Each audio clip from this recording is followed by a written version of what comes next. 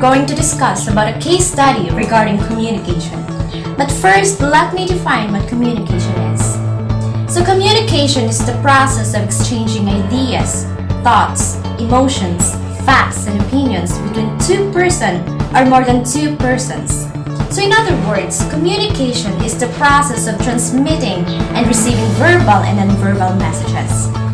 And there are three types of interpersonal communication, which are number 1, the verbal or the oral, number 2 is the written, and number 3 is nonverbal.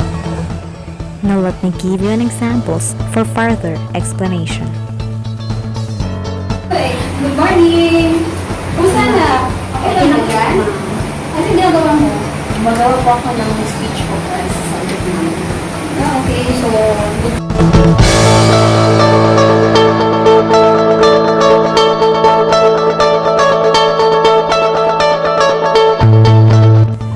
And here are the process of communication cycle and its basic elements.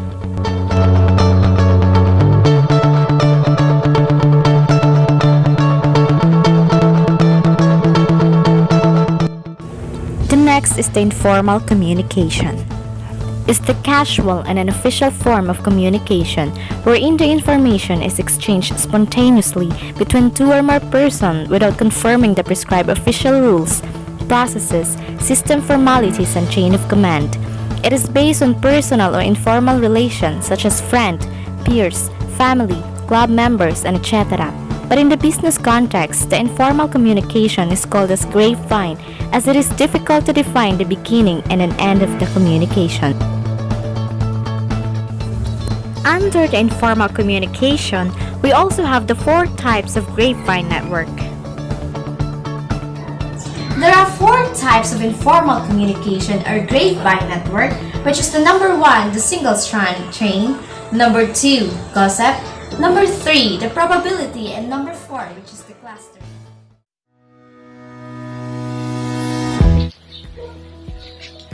Communication barriers. Barriers to effective communication can distort the message and intention of the message being conveyed, which may result in failure of the communication process. These include filtering, selective perception, information overload, emotions, language, silence, communication apprehension, gender differences, and political correctness. Good morning, boss. Good morning. Sit down. Sir. Who is this Rodin? Yung bago po, sir. Yes? I read you about his personality. I think he's very good. I need to promote this person right now. Why, sir? Are you asking me authority? Just do what I say. I want this person. Yes, sir. Sir, unfair naman, sir. Ang tagal na ni Beron, sir. Tapos si Portolaso, isang taon pa lang. No! I want this person. I like him. All I want you is to do your job right now. You understand? Yes, sir. Yes, sir. Ang aga-aga, bubis ka. Ako na lang ba lahat sa pamamahay na ito? Hindi siya lang yung Ano ba? Ano nangyayari sa'yo? Anak, kumain ba?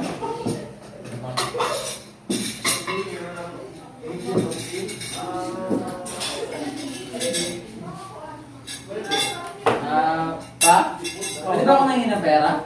Ano mo naman may pera? Ikakabigay ko lang sa'yo ah. May bibili na ako pa. Magpapasko naman na eh. Alam mo anak, wala tayong pera ngayon. Ano pag ginagawa mo sa pera? Eh, kakabigay ko lang sa'yo ng isang araw ah. Binibili ko naman ng mga gamit ko kay pagkain eh. Ma, Bigyan mo na lang kasi, ba't ang dami pang saksat? Ikaw kasi kinukusinti mo yung anak mo eh. Bigyan mo na lang nga!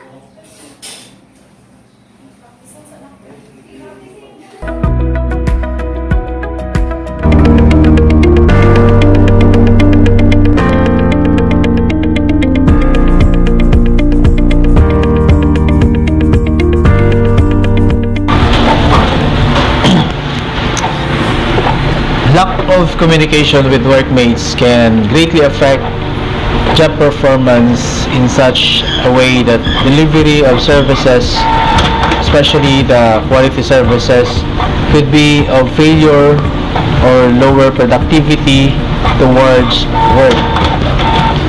Trust and confidence are built up, but because of lack of communication, sometimes this can be an issue to loyalty to a certain company or an organization an employee belongs. This also shows low morale of a person if lack of communication is observed within the organization. Based on my personal experience as one of the entrepreneurs, lack of communication can affect the job performance of an employee in such a way the smooth relationship you are expecting that your employees or workmates will show or exhibit in the company is destroyed, or somebody from the employees or staff might be frustrated. Sometimes this can be the cause of disaster or trouble among the persons working in the same organization due to a reason that he cannot perform his duties well because of lack of communication. If what is really the cause of why is he doing such mess or trouble. In my printing shop,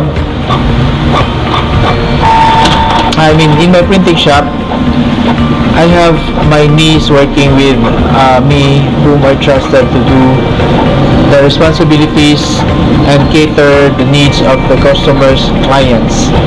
I just have reprimanded her once, but after that he showed no interest at all to help me, despite I also gave her the just compensation of a worker. Employees should build the relationship wherein the trust and satisfaction and accomplishment are very clear in the delivery of messages. It is really important that effective communication is between the employer and the employees, so that expected output and better performances are achieved for the good of the company and the employees working on it.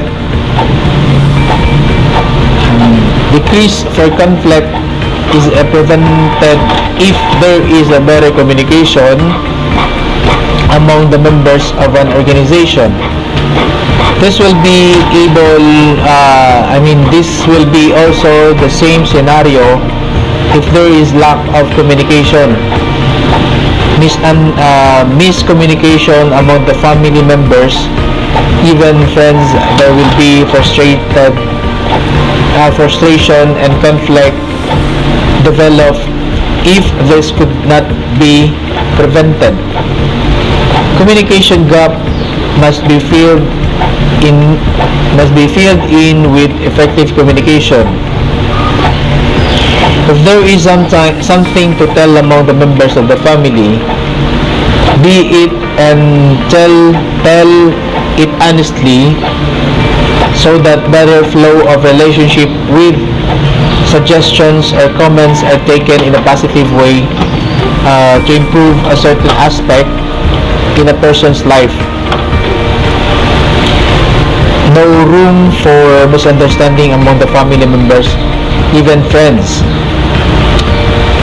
Even in husband and wife relationship, effective communication is very important. If there is misunderstanding between the two, do not sleep at night without having a conversation or agreement to fix a certain issue or problem, so that your relationship will grow smoother and happier with love and understanding. Thank you.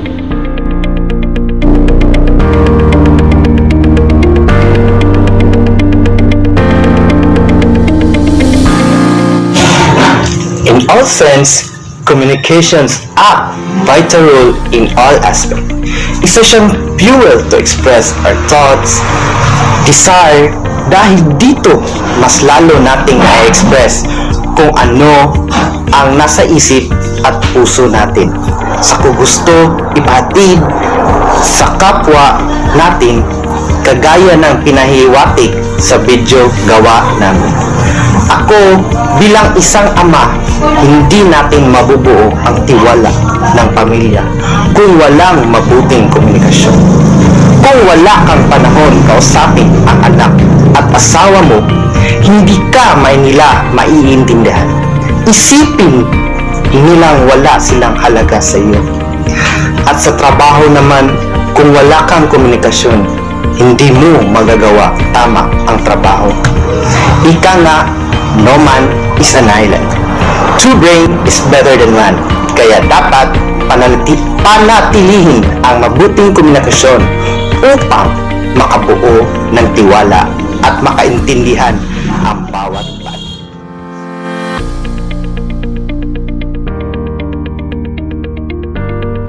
How can we achieve effective communication? Para sa akin, simple lang naman.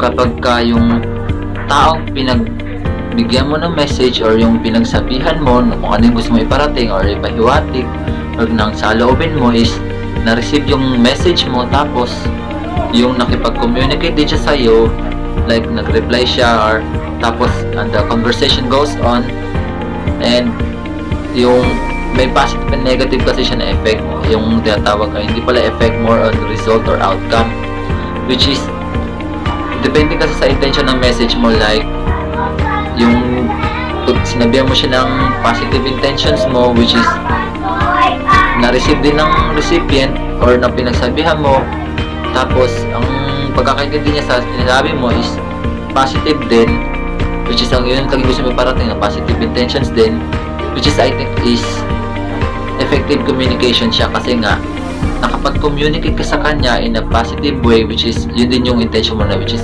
positive, which is ang result din is positive outcome.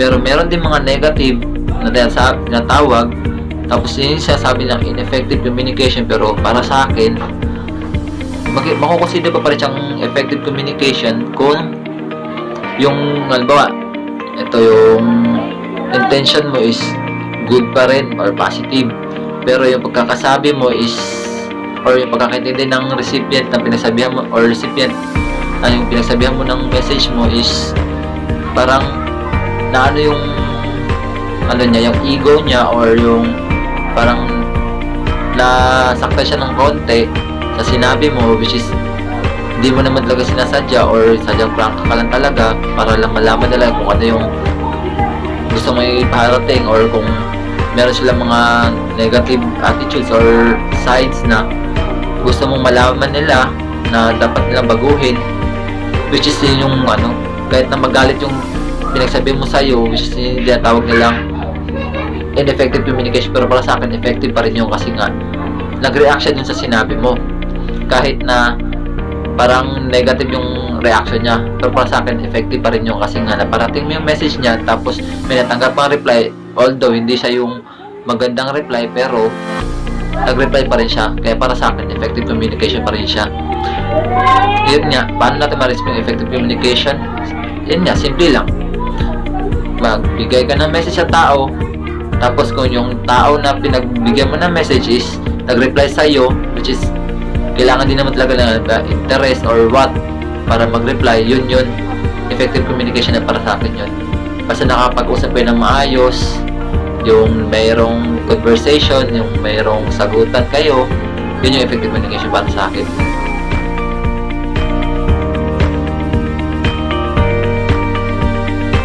Teamwork is very important in our workplace. To achieve teamwork, we just need to have the same goal and communicate with our workmates. Communication is also the way to promote teamwork. Without communication, there's a tendency to have misunderstanding with our workmates and started with a conflict.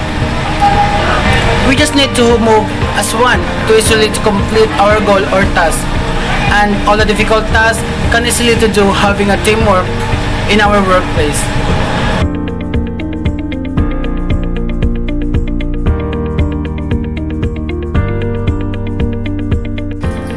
The grapevine type of communication is an informal type of communication which is very rampant, or we can see it in the conversation of different employees in an organization or in a company.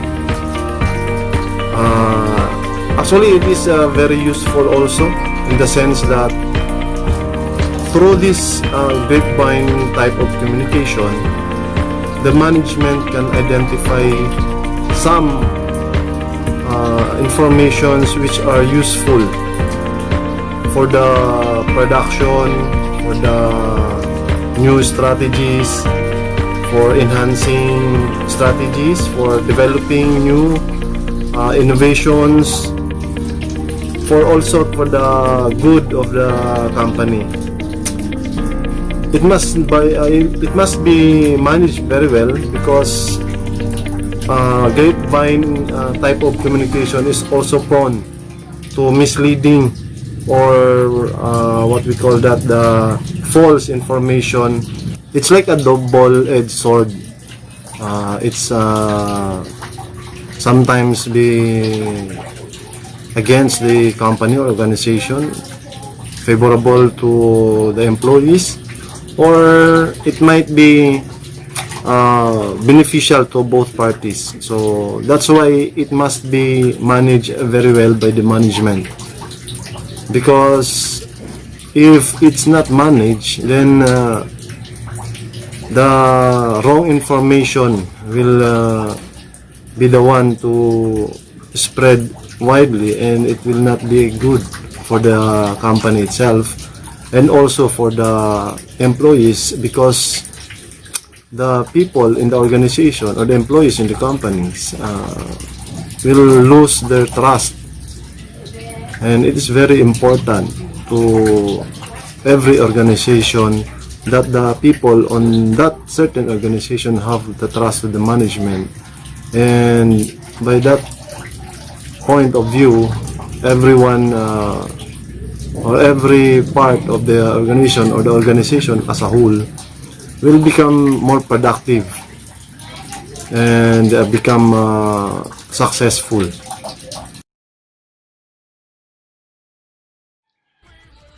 this is the end of our report about the case study of communication.